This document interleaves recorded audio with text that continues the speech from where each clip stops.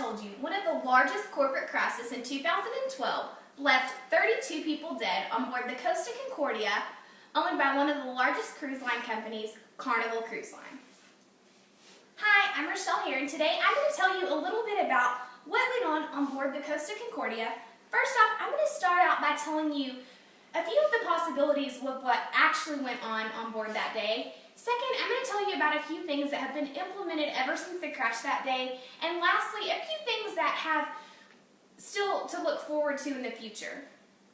So first off, I want to start off by telling you that the captain, Francisco Scinito, crashed into the Italian coastline, leaving an 160-foot gash in the hull of the ship, causing the ship to take on mass amounts of water really quickly. So the ship eventually capsized and turned completely on its side.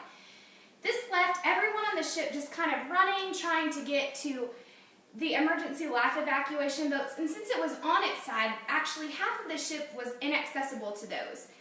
There's three ideas of what went on the ship that day. The first one is that there was a human error, which basically means that the captain steered a little too close to the shoreline that day, causing them to run into the coral reef of La Scala, which is a really rocky area right there close to the Italian shoreline.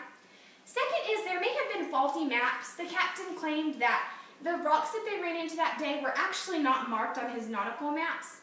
And lastly, they say that there could have been an electrical error which would have caused the maps to not be correctly aligned, or that the steering had something going on with it that day. Which brings me to my next point, which is what happened after the crash.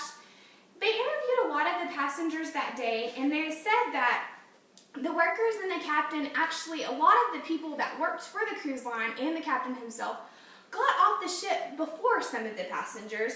So the captain was actually charged with involuntary manslaughter with the death of those 32 people, and he was also charged with abandoning his passengers.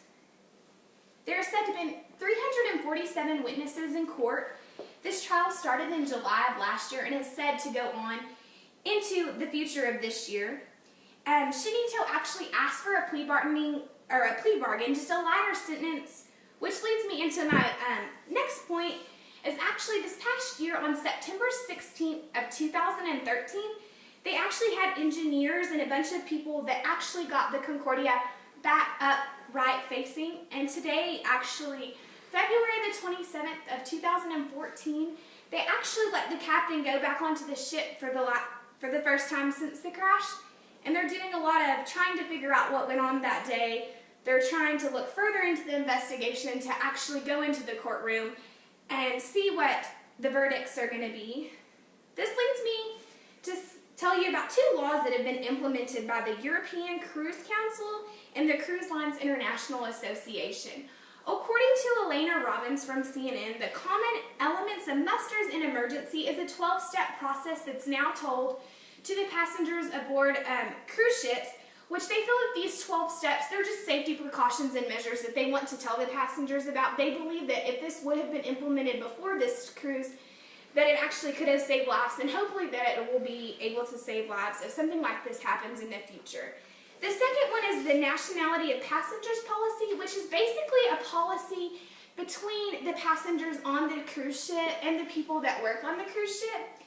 They basically just have to disclose information about their nationality. So if something does happen, that they're able to get their personal belongings and their passports if that arises. And lastly, I just want to tell you a little bit about the financial end of this. It is said that this has cost from the lower amount of $130 million to the upper end of $190 million. Like I said, it's still going on in investigation. This is a huge crisis that has cost Carnival lots of money. There's also been a bunch of negative things about it in the media, but I just want to say to you that I hope today I have told you a little bit more about what went on that day. Secondly, about some things that they have done since then, some implementations, what's still coming in the future, and I hope when you see it in the media that you can remember some of the things that I've told you, and keep in mind that this was one of the largest crises of 2012. Thank you for listening to my presentation. Have a good day.